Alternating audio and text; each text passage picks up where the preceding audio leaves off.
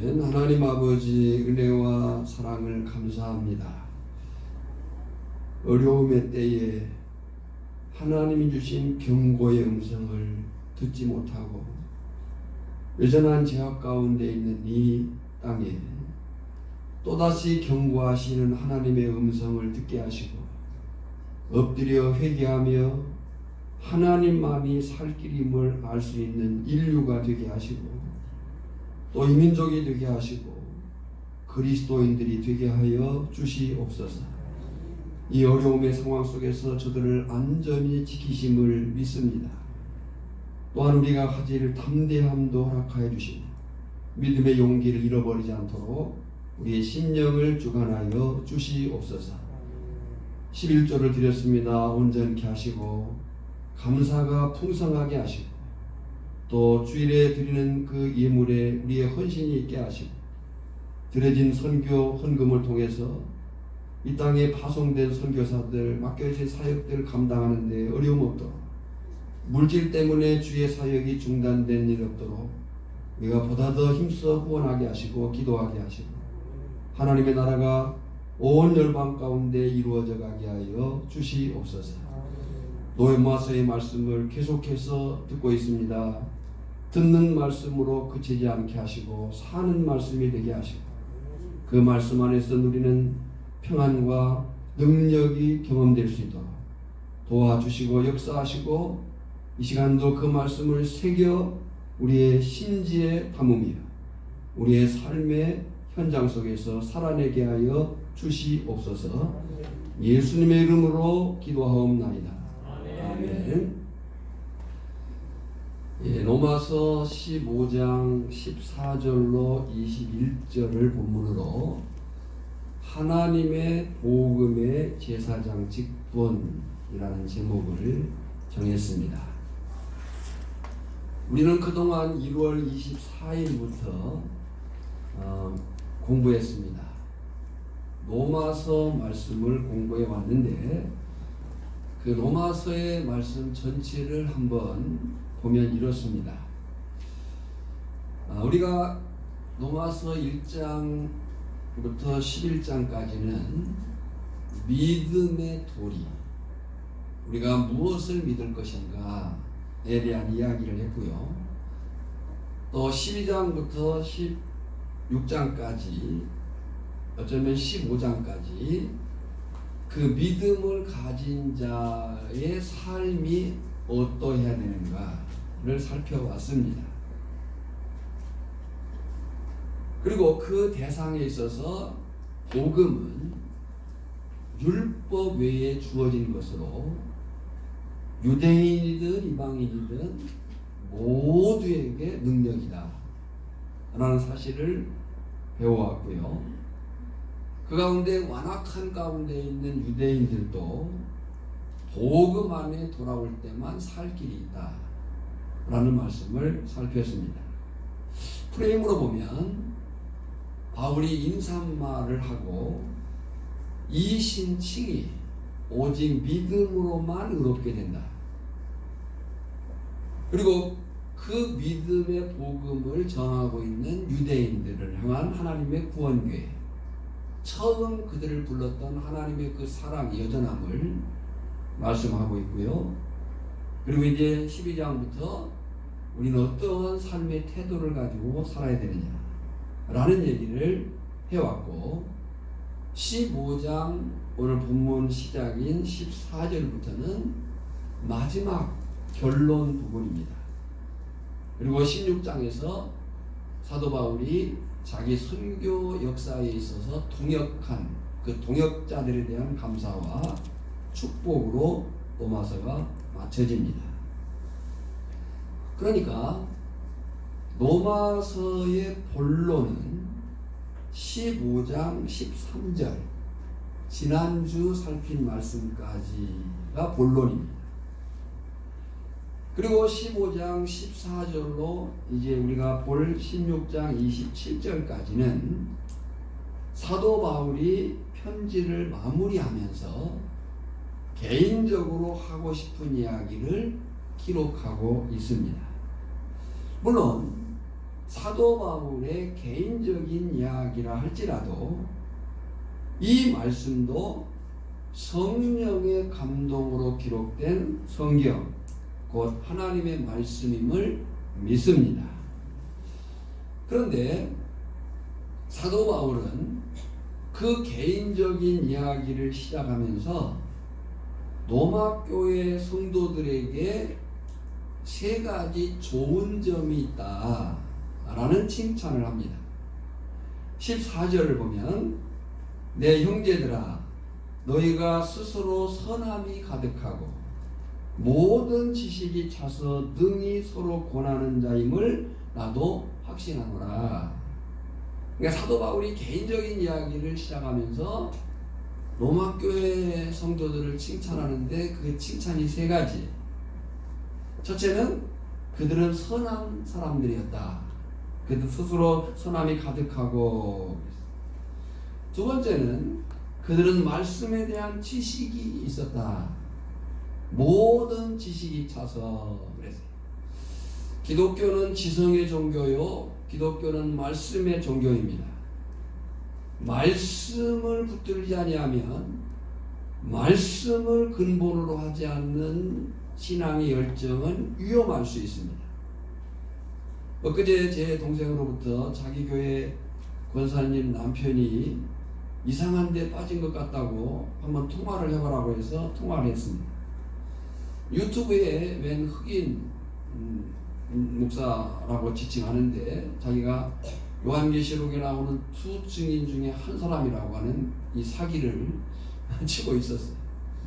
요한계시록에 나오는 두 증인은 교회를 말하는 겁니다.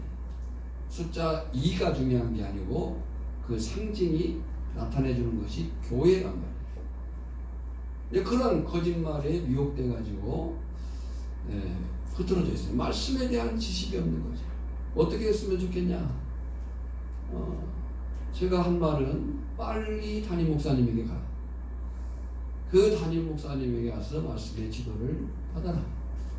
라고 했지만 한번 미혹된 사람들은 제일 먼저 가지 않으려고 하는 사람이 담임 목사님에게 안 가려고 해요. 그 자체가 잘못됐잖아요. 정상적인 신앙, 정상적인 그 가르침이라면 이 땅에 세우신 하나님의 교회의 영적 질서를 파괴하지 않습니다. 자, 그들은 말씀에 대한 지식이 있었습니다. 모든 지식이 차서. 세 번째는 그들은 서로 도우면서 위로하며 살고 있었습니다. 능히 서로 권하는, 여기 권한다는 말은 돕는다는 말. 능히 서로 권하는 자임을 그랬어요. 그러니까 세 가지 칭찬이에요. 선한 사람들이었다. 말씀의 지식이 분명했다. 서로를 도우면서 위로하며 사랑하며 살았다.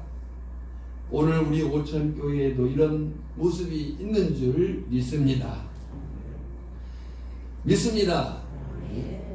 그런데 왜 바울은 그렇게 잘하고 있는 그들에게 굳이 편지를 다시 써서 보내려고 했는가? 로마 교회는 이미 잘하고 있잖아요. 선한 사람들, 말씀의 지식이 분명한 사람들, 서로 위로하며 사랑하는 사람들. 그런데 왜 사도 바울이 로마 교회에 편지를 써 보내느냐? 라고 할 때 그 이유가 15절입니다. 그러나 내가 너희로 다시 생각나게 하려고. 뭐 하려고요? 예, 제가 물으면 좀 크게 답변해 주시면 훨씬 좋을 것 같습니다. 뭐 하려고요? 다시 생각나게 하려고. 그러나 내가 너희로 다시 생각나게 하려고 하나님께서 내게 주신 은혜로 말미암아 더욱 담대히 대략 너희에게 썼노니. 이유가 뭐라고 했어요? 다시 생각나게 하려고. 뭐가 생각나게 하려고 했느냐? 하나님께서 내게 주신 은혜로 그랬어요. 하나님께서 내게 주신 은혜를 나누기 위해서. 예. 그러니까 생각나게 하려고 편지를 다시 썼는데 뭐가 생각나게 하려고 했냐? 하나님이 자신에게 주신 은혜를 생각나게 하려고, 나누기 위해서. 사실 바울은 이 이야기를 로마서 1장에서 이미 했어요.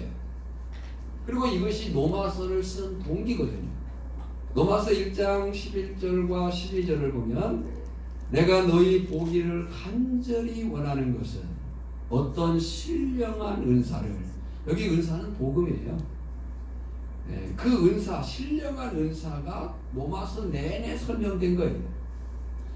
어떤 신령한 은사를 너희에게 나누어 주어 너희를 견고하게 하려 함이니 이는 곧 내가 너희 가운데서 너희와 나의 믿음으로 말미암아 피차 안위함을 얻으려 함이라. 여기 안위라는 말은 서로 보기만 해도 좋은 관계를 이루려고 한다.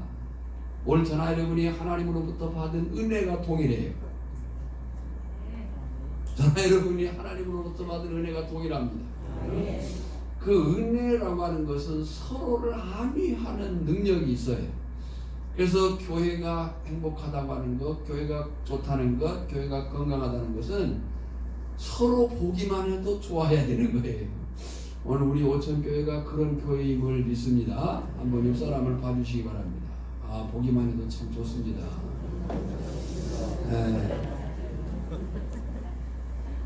여러분, 은혜가 뭐예요? 은혜는 나 자신에게는 어떤 것도 받을 자격이 전혀 없는데 아무 값도 없이 받은 엄청난 선물을 말할 때 성경이 은혜라는 단어를 썼어요. 그리고 이제 로마서로 보는 은혜의 개념은 약간 달라요. 로마서로 보는 은혜의 개념은 율법의 반대예요. 율법이 아닌 그거예요. 율법이 뭐예요? 행위요구거든요.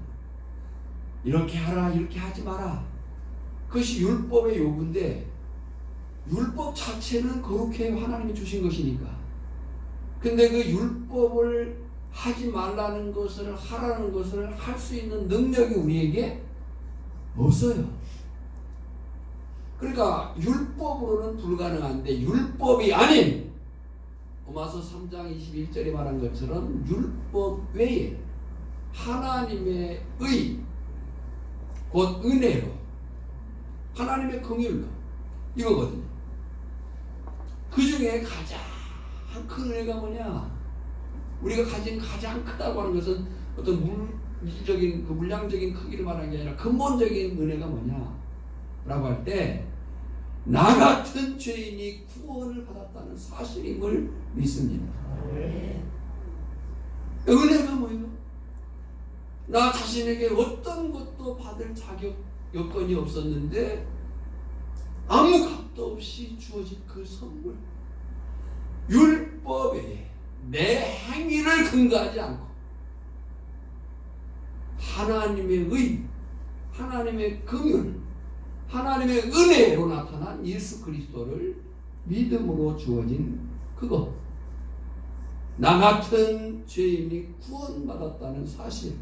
이 가장 큰 근본적인 은혜임을 압니다. 바울은 이 사실을 로마서를 통해서 여러 번 가르쳐줬어요. 로마서 3장 24절에 보면 그리스도 예수 안에 있는 속량으로 말미암아. 누구 안에 있는 속량이에요? 그리스도 예수 안에 있는 속량이. 속량이라는 것은 값을 지불했다는 거예요. 우리의 죄값을 지불한 누구 안에서요? 그리스도 예수 안에서.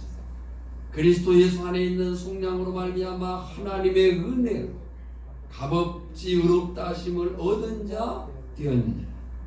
또 로마서 5장 2절에도 보면 또한 그로 말미암아 우리가 믿음으로 서 있는 이 은혜에 들어감을 얻었으며 하나님의 영광을 바라고 즐거워하느니라. 할렐루야. 그러니까 은혜는 그거예요. 가장 근본적이고 가장 큰 은혜는 나 같은 이 형편없는 죄인이 구원을 받았다는 거예요. 오늘 저나 여러분들이 무엇을 하고 안 하고 뭘 받고 안 받고 그것은 부차적인 거예요. 오늘 저나 여러분이 이 자리에 앉아있는 그 자체가, 이 자리에 앉아서 하나님을 아버지라고 예배하며 영광하는 그 자체가 가장 큰 은혜임을 잊어버리지 마시기를 바랍니다. 그런데요, 오늘 본문에서 바울은 자신이 받은 또 다른 은혜를 말하고 그 은혜 안에 사는 것이 자기가 맡은 사명이라고 말해요.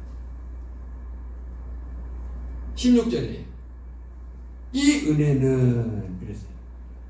그러니까 가장 큰 은혜, 근본적인 은혜는 죄인이 구원받은 거예요. 근데 사도 바울은 오늘 본문에서 또 다른 은혜, 그리고 그 은혜 안에 사는 것이 사명이라는 설명을 하고 있는 거거든요. 16절, 이 은혜는 곧 나로 이방인을 위하여 그리스도 예수의 일꾼이 되어 하나님의 복음의 제사장 직분을 하게 하사 이방인을 제물로 드리는 것이 성령 안에서 거룩하게 되어 받으실 만하게 하려 하심이라. 그러니까 이 은혜가 지금 세 가지로 구분되어 있어요.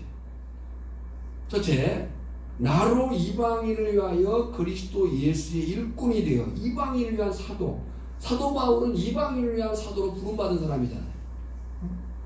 근데 그 예수 그리스도의 일꾼의 기능이 뭐냐? 그 기능을 두 번째에 설명을 한 거예요. 하나님의 복음의 제사장 직분을 하게 하사. 제사장이 뭐 하는 사람이에요? 하나님과 이스라엘 백성들 사이를 연결시켜주는 중보 역할을 하는 거예요. 그러니까 예수 그리스도의 일꾼이 되었어요. 그 은혜로. 그가 해야 될 기능은 하나님의 복음의 제사장 직분을 감당하는 거예요. 근데 이 제사장 직분에 있어서 사도 바울에게 주어진 은혜가 뭐냐면, 그 다음에 중요해요. 이방인을 제물로 드리는 것이. 그러니까 이 사도 바울이 이방인의 사도로서 제사장 직능을 감당하는데 누구를 제물로 드려요? 이방인을 제물로 드린다는 거예요. 이방인을 제물로 드리는 것이. 그 드려서 뭐하냐? 성령 안에서 거룩하게 되어 받으실 만하게 하려 하심이라. 여기 공부를 좀 해야 돼요. 바울은 구약을 또 구약의 제사를 연상하게 하는 독특한 비유를 사용하고 있는 거예요. 그 비유의 내용이 지금 뭐냐면, 바울은 자신의 제사를 담당하는 제사장이라고 말해요. 그리고 자신이 하는 복음의 전파의 일은 제사장의 기능, 업무로 비유를 합니다. 앞에서 말한 것처럼 바울이 제물로 드려야 될 그 대상은 누구예요? 이방인들이에요. 이방인. 이방인들을 제물로 드리는 복음의 제사장 직분을 맡았다는 거예요. 그리고 이 제물이, 바울이 제사장, 복음의 제사장으로서 이방인을 제물로 드렸을 때에 이 제물이 성령 안에서 거룩하게 되어 연락되었다. 받으실 만하게 하려 하심이라 그랬어요. 자, 절 보세요. 네, 절 눈을 감고는 볼 수 없겠죠?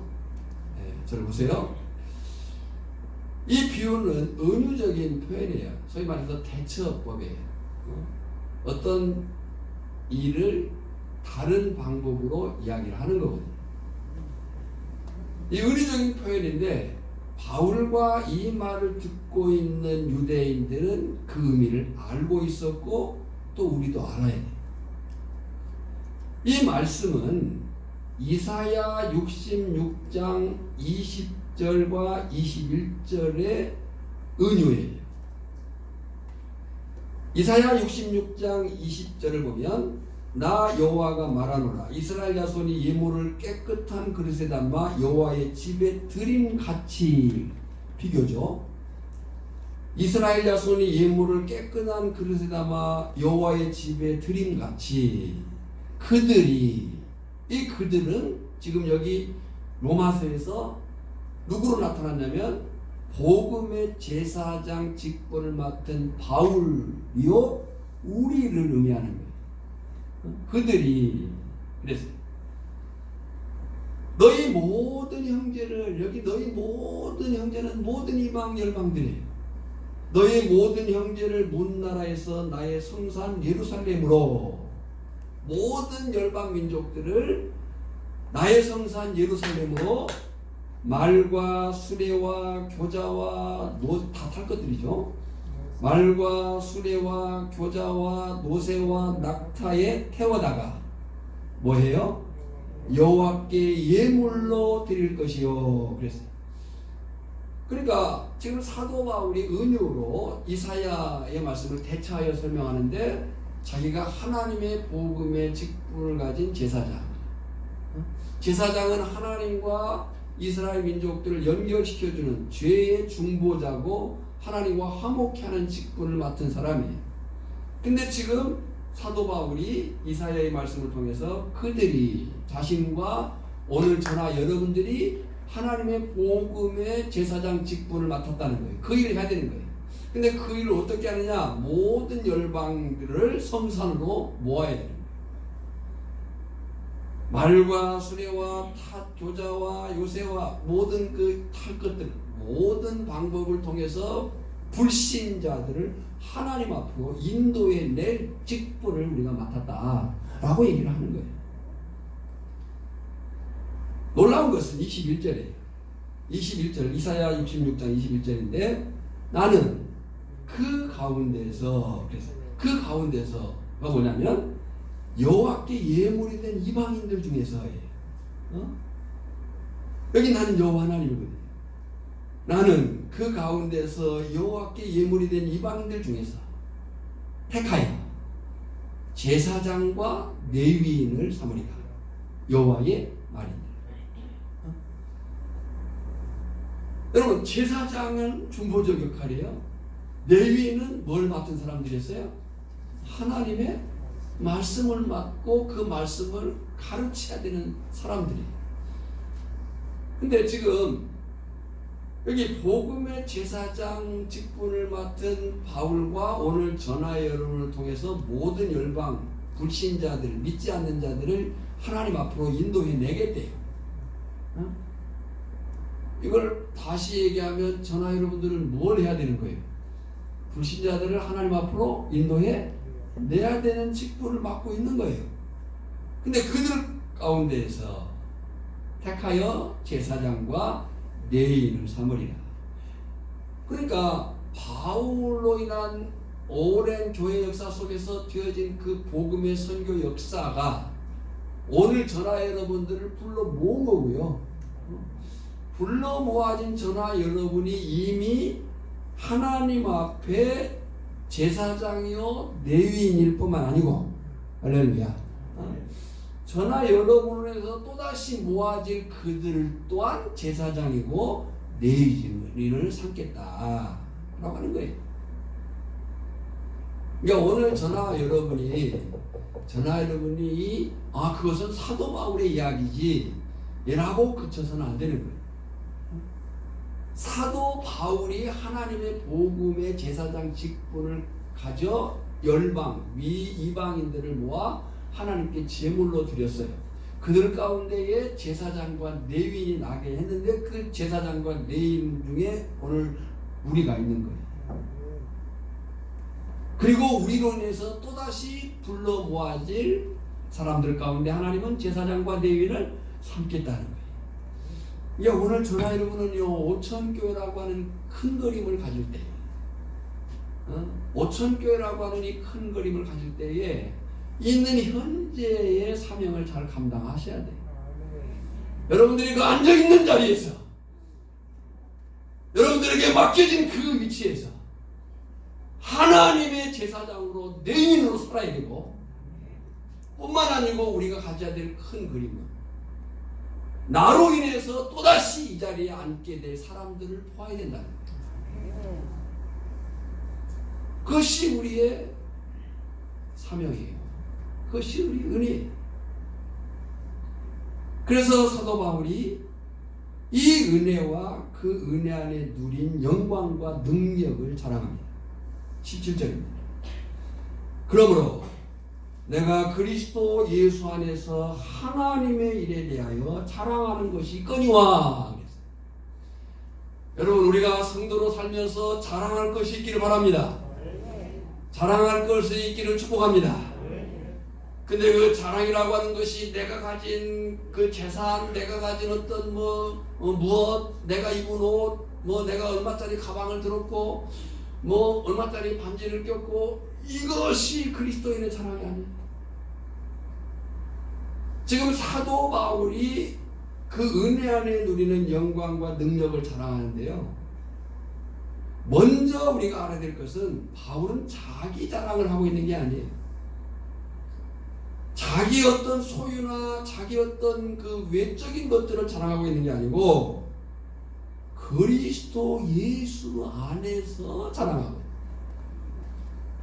오늘 저나 여러분들이 내뱉는 말들, 내뱉는 자랑과 내뱉는 간증과 저나 여러분의 그 삶의 언어가 예수 그리스도를 자랑할 수 있기를 축복합니다. 뿐만 아니요 하나님의 일에 대하여 자랑하고 있습니다. 내가 그리스도 예수 안에서 하나님의 일에 대하여 자랑하는 것이 있거니와 그랬어요. 그러면 사도 바울이 그리스도 예수 안에서 자랑한 하나님의 일이 무엇인가? 또 이것은 우리가 그리스도 예수 안에서 자랑할 하나님의 일이 어떠해야 되는가? 무엇이 해야 되는가를 보게 하는 거예요. 사도 바울이 그리스도 예수 안에서 하나님의 일을 자랑했는데 오늘 우리가 그리스도 예수 안에서 자랑할 하나님의 일이 뭐냐는 거죠. 그 첫째는 바울이 지금 나 같은 죄인을 통해서 하나님의 역사를 이루게 하셨다는 영광을 전하고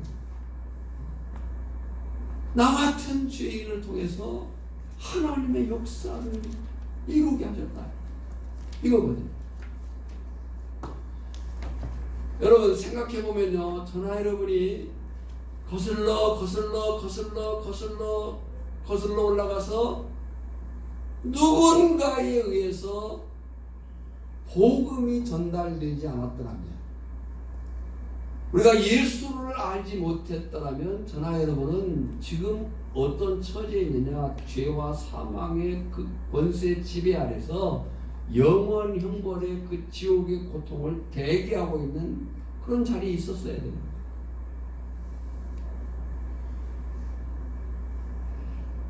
근데 그런 누군가를 불러서 그로 인해서 복음이 전해지게 됐고 그 복음을 듣고 나 같은 죄인이 하나님의 역사를 감당할 수 있다. 그러니까요 우리가 하나님의 일 교회 안에서 행하는 어떤 일이든지 간에요 그것은 사실은 의무가 아닙니다. 이제 정기총회를 통해서 임원을 바꿔야 되고 할 때 보면 대부분 하네 안 하네 나는 했네 어쩌네 이런 여러 가지 생각을 할 수 있어요. 여러분요 우리가 하나님의 일을 할 수 있다는 그 자체가 영광이에요. 할 수 있다는 자체가 영광. 나 같은 죄인이 하나님의 일을 감히 하나님의 일을 하게 되다니 그걸 자랑하는 거예요. 하나님의 역사를 이루게 하셨다는 그 영광을 자랑하고 18절에 그리스도께서 이방인들을 순종하게 하기 위하여 나를 통하여 역사하신 것 외에는 내가 감히 말하지 아니하노라. 여러분 이 기쁨을 가지시기를 바랍니다. 이 기쁨이 우리에게 충만하기를 원합니다. 나를 통해서 하나님이 일이 이루어져 가다니 감사합니다 라고는 마음이 우리에게 있어야 됩니다. 16절에서도 말했어요. 이 은혜는 나로 이방인을 위하여 그리스도 예수의 일꾼이 되어. 사실 바울은 본래 어떤 사람이었습니까? 사도 바울이 자신이 어떤 사람인 줄을 알고 있거든요. 너무 잘 알고 있는 거예요. 자신이 어떤 존재였는지. 로마서 15장 9절을 보면요. 나는 사도 중에 가장 작은 자라. 나는 하나님의 교회를 박해하였으므로 사도라 칭함받기를 감당하지 못할 자니라. 디모데전서 1장 13절 내가 전에는 비방자요 박해자요 폭행자였습니다. 아마 우리 가운데에도 과거에 교회 다닌 사람 비난하고 또 힘들게 하고 그런 사람도 있었을 수도 있어요. 예수 믿는 아내를, 예수 믿는 남편을, 또 이웃을 조롱하거나 그럴 수도 있었겠지요. 내가 전에는 비방자요 박해자요 폭행자였어. 15절에 보면요, 죄인 중에 내가 괴수니라 그랬어요. 그런 사도 바울 자신을 알 때. 그래서 사도 바울은 그런 자신을 일꾼 삼아 하나님의 역사를 이루게 하신 사실이 늘 감사했고 감격이었다는 거예요. 오늘 저나 여러분이 믿음 안에서 행하는 일들, 교회 공동체 안에서 섬기는 봉사하는 여러 가지 일들이 감사요 감격이기를 다시 한번 주님의 이름으로 축원합니다. 교회 일은 빼는 게 아니에요. 영광으로 알아야 돼. 할 수 있다는 것이 감사해야 돼. 보세요. 디모데전서 1장 12절에 보면 사도 바울이 어떻게 감사하고 감격하고 있는가. 나를 등하게 하신 그리스도 예수 우리 주께 내가 감사함은 나를 충성되이 여겨 내게 직분을 맡기시니. 그러니까 오늘 저나 여러분에게 하나님으로 인한 직분이 주어질 때는 나를 어떻게 여겼다는 거예요? 충성되이 여겼다는, 기대한다는 거예요. 기대한다는. 또 고린도전서 15장 10절에 보면 우리가 잘 아는 말씀입니다. 그러나 내가 나 된 것은 하나님의 은혜로 된 것이다. 할렐루야. 내가 나 된 것은 뭘로 됐어요? 하나님의 은혜로 된 것이다. 내게 주신 그의 은혜가 헛되지 아니하여 내가 모든 사도보다 더 많이 수고하였으나 내가 한 것이 아니요 오직 나와 함께 하신 하나님의 은혜로다. 오늘 저나 여러분에게도 이런 감사와 자랑이 있기를 축복합니다. 주에게 부탁하시니 천사도 흠모하겠네.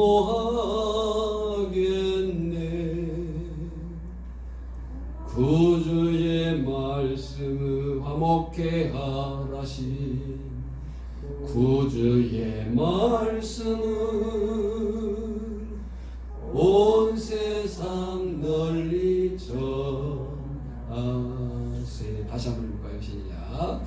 주 내게 부탁하시니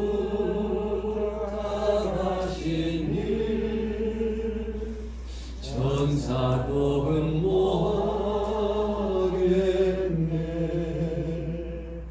화목케 하라신 구주의 말씀을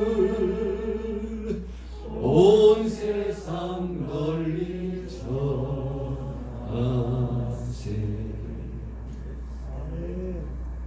여러분, 저나 여러분이 그런 사람들이에요. 하나님의 역사를 이루게 할 영광을 부여받은 사람들이에요. 주의 일이 주어질 때 빼는 것은 겸손이 아닙니다. 불충입니다. 주의 일이 내게 주어질 때에 그 일에 주여 나 같은 죄인을 일꾼 삼으셨음에 감사합니다. 하나님은 능력 있는 자를 쓰시는 것이 아니에요. 순종하는 사람에게 능력을 주셔서 일하게 하신다. 그런 사실이에요. 두 번째, 바울의 자랑이 뭐냐면 복음 전도 현장에서 누린 성령의 능력을 자랑했어요. 18절 하반절에 그 일, 말과 행위로. 여러분요, 전도는 말로 하는 겁니다. 우리가 안 믿는 사람들 앞에서 선하게 살아야 되고 잘해줘야 되고 뭐 그래야 되죠.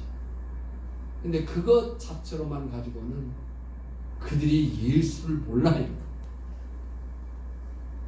그러니까 전도는 뭘로 하는 거다고요? 말로 해야 돼요. 지금 말과 행위로 이것이 전도 행위를 얘기하는 거예요. 말과 행위. 예수를 믿으라고 말해야 되는 거예요. 예수를 믿어야 천국 간다고 얘기를 해줘야 되는 거예요. 우리가 천국 가는 사람으로 살아야 되지만 그 삶을 통해서는 그들의 영혼의 변화가 일어나지 않아요.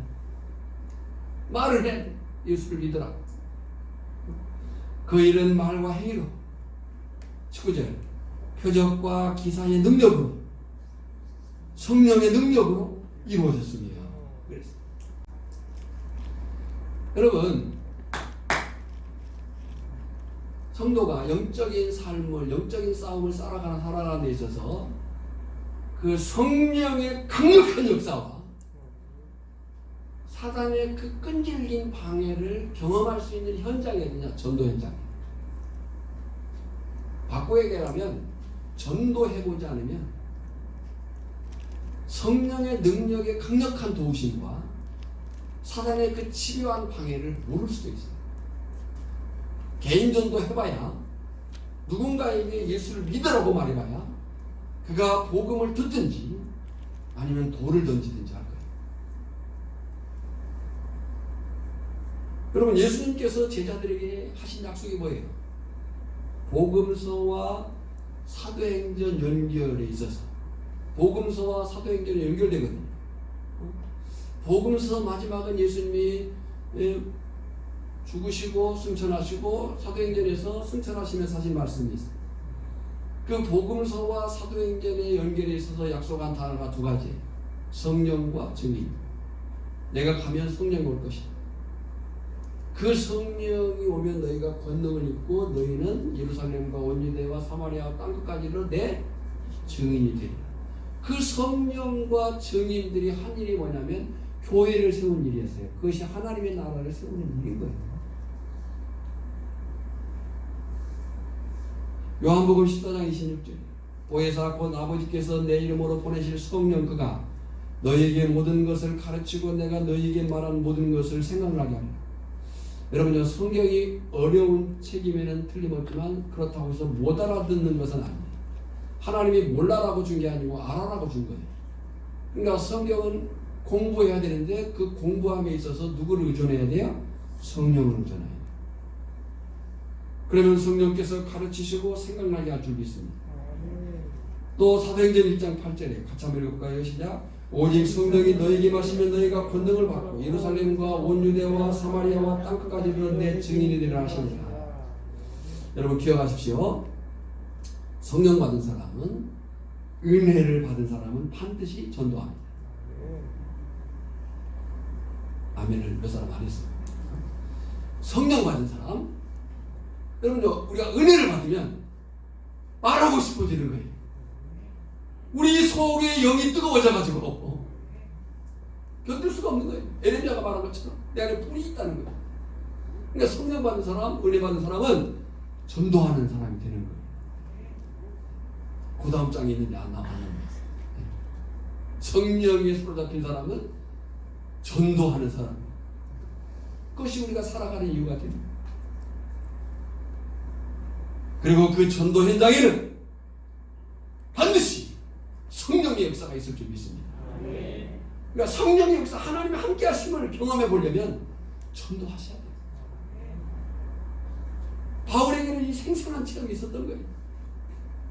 데살로니가전서 1장 5절에 이는 우리 복음이 너희에게 말로만 이룬 것이 아니라 또한 능력과 성령과 큰 확신으로 된 것입니다.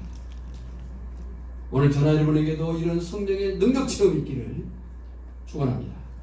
세 번째, 바울의 자랑, 우리의 자랑이 되어야 할 것은 예수님의 꿈인 하나님의 나라를 확장하는 그 영광된 사명을 자랑했어요. 예수님의 꿈, 그 예수님의 꿈은 하나님의 나라를 이루는 거예요. 하나님의 나라 확장이, 그 영광된 사명을 자기가 가졌다고 자랑을 하는 거예요. 19절 중간부터 21절까지. 그리하여 내가 예루살렘으로부터 두루 행하여 일루리곤까지 그리스도의 복음을 편만하게 전하였노라. 한번 화면을 보시죠. 지금 그리하여 내가 예루살렘으로부터 어디까지요? 두루 행하여 일루리곤까지.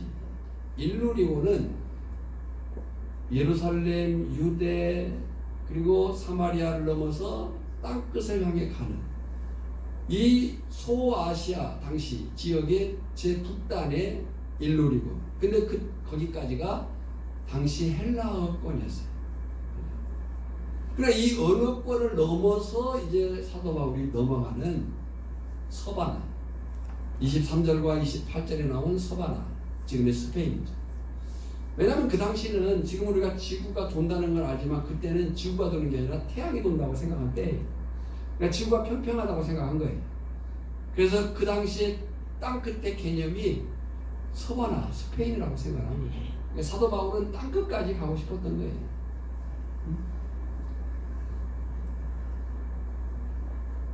그리하여 내가 예루살렘으로부터 두로 행하여 일루리곤까지 그리스도의 복음을 편만하게 전하였노라. 또 내가 그리스도의 이름을 부르는 곳에는 복음을 전하지 않기를 힘썼느니라. 그러면 부르는 곳에 전하지 않았다는 것은 부르지 않는 곳에는 전했다는 거예요. 남의 터 위에 건축하지 아니하였느니라. 21절 기록된 바, 이사야 52장 15절에 기록된 말씀, 기록된 바, 주의 소식을 받지 못한 자들이 볼 것이요 듣지 못한 자들이 깨달으리람과 같으니라. 그래서 그러니까 이렇게 사도 바울은 자기의 야망, 자기의 욕망을 이룬 게 아니거든요. 예수님의 꿈, 예수님의 비전을 쫓아 산 사람이에요. 그것이 제자예요. 그러니까 오늘 성도는 곧 예수님의 꿈, 예수님의 비전을 이루고자 힘쓰는 사람들이 예루살렘과 온 유대와 사마리아와 땅끝까지 증인의 삶을 살고자 바울은 힘썼던 거예요. 복음이 전파되지 않은 곳은 어디든지 가려고 했고요. 복음을 듣지 못한 모든 사람에게 가고자 했어요. 여러분요, 우리 오천리에는 그렇게 많은 사람이 살고 있지는 않습니다. 추측컨대 대부분의 사람들이 교회 한 번쯤은 왔다 갔을 거예요. 예배에 왔다 갔을 것 같아요. 아니면 예배 안 왔을지라도 뭐 피로연이라든지 이럴 때 왔다 갔을 것 같아요. 근데 제가 누군지는 모르는데 어떤 분을 만났는데요. 그분은 교회를 한 번도 안 와봤대요. 이 동네에 사는데. 그러니까 아직 한 번도 복음을, 교회를, 누군가가 자신에게 교회를 가자는 말을 들어보지 못한 사람도 있을 수 있다는 거죠.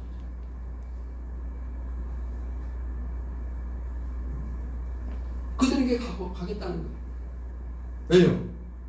예수님의 꿈이니까요. 그것이 하나님의 나라를 이루는 거니까요. 지금 코로나로 해서 뭐 여러 가지 상황이 있고 막 그렇지만요, 저는 그건 우리가 보여지는 인류 일반 역사고요. 창세기 1장부터 11장까지 보여지는 인류 일반 역사. 그건 어차피 사단의 지배 아래 있는 악의 역사예요. 거기에 소망이 없어요. 그래서 하나님이 한 사람을 불렀으니 그가 아브라함이에요. 그래서 창세기 10장부터 하나님의 나라, 제사장 나라를 하나님이 세우시고자 하는 거예요. 그 하나님의 나라, 제사장 나라는 하나님의 사람들을 통해서 이루어가고 있고 지금도 이루어져 가야 되는 거예요. 그러니까 세상이 아무리 뭐 코로나나 그 이상의 것들이 위협한다 할지라도 하나님의 역사는 계속될 줄 믿습니다. 우리는 예배해야 됩니다. 우리 예배해야 되는 거예요. 주의하고 조심하고 안전을 기해야 되겠지만 그러나 우리의 용기와 담대함을 잃어버려서는 안 됩니다. 오히려 그 곤란과 어려움과 그 위험 속에 그 위험 위에 계신 하나님을 바라고, 분명히 마태복음 24장과 25장 그리고 요한계시록에 주는 우리에게 충격이 뭐예요? 분명히 이 땅에 사는 삶이라고 하는 것은 곤고할 수밖에 없다. 어떤 것이 오든지 간에. 그러나 그 모든 곳이, 그 모든 곤고가 끝나는 날이 있으니 그날이 곧 하나님의 나라가 이 땅에 도래하는 것이다. 누가 그 땅에 임할 것이냐? 그 모든 곤란과 곤고와 환난과 역경과 그 위험을 무릅써 믿음으로 산 사람들이 그 하나님의 나라에 임할 것이다. 이 사실을 우리가 나타내야 돼요. 네. 어떤 위협이 온다 할지라도 우리는 예배하는 일을 영광으로 알아야 됩니다. 주눅들 이유가 없는 거죠. 하나님이 지켜주심을 믿습니다. 하나님이 지켜주심을 믿습니다. 담대함을 가져요. 그리고 담대하라고 말해야 돼요. 혹 우리 주변에 어려움 당하고 확진을 해서 그 공격당한 사람들을 우리가 돌봐야 돼요. 위로해야 되고 그들을 위로해야 되고 회복시키기를 힘써야 돼요. 그들은 우리의 정죄의 대상이 아니에요.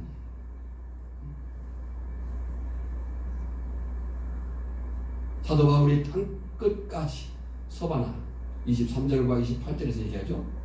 스페인까지 복음을 전하고자 했어요. 28절을 보면 그러므로 내가 이 일을 마치고, 이 일이 뭐예요? 지금 사도 바울의 선교 3차 선교 여행이에요.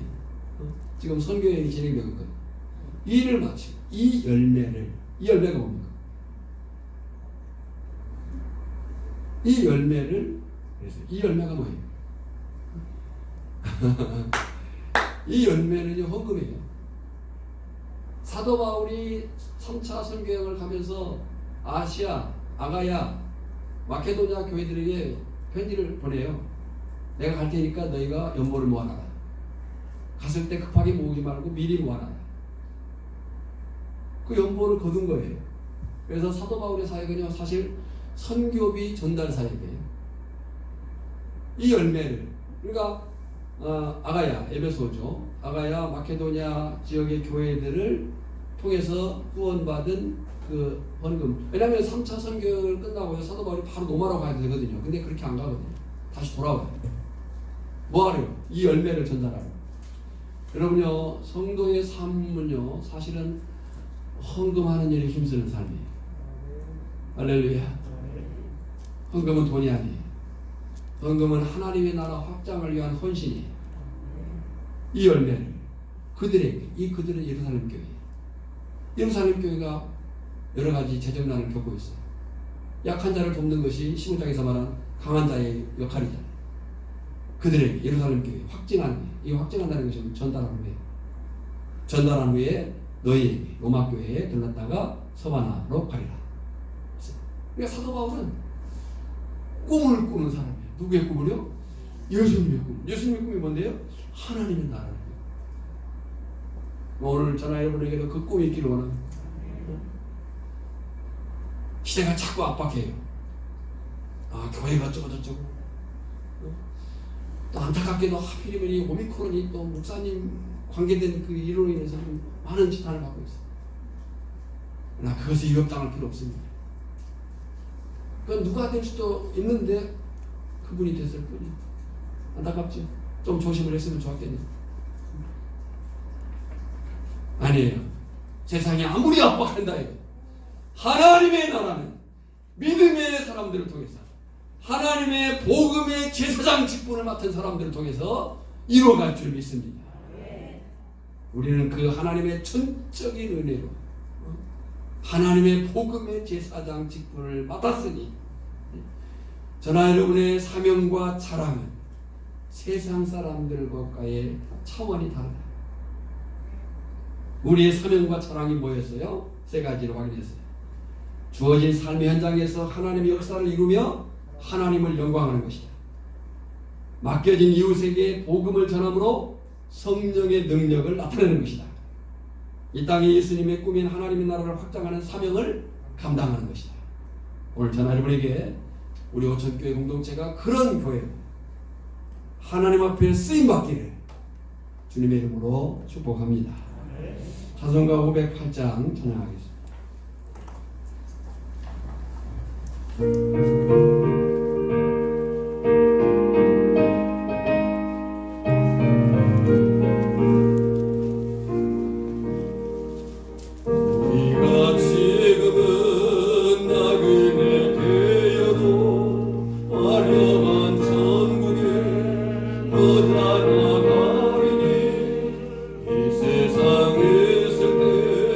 주 예수 이하라 끝까지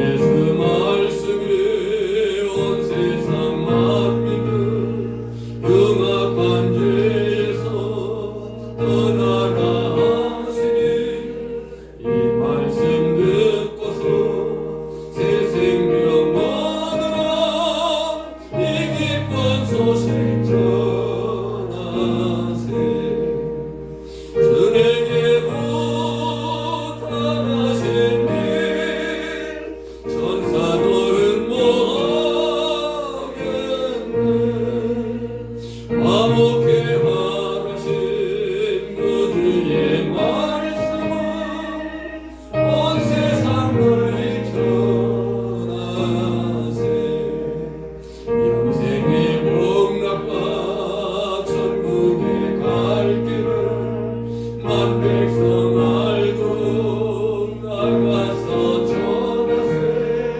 주 예수 말씀을 복음 전하라. 우리에게 부탁하셨네.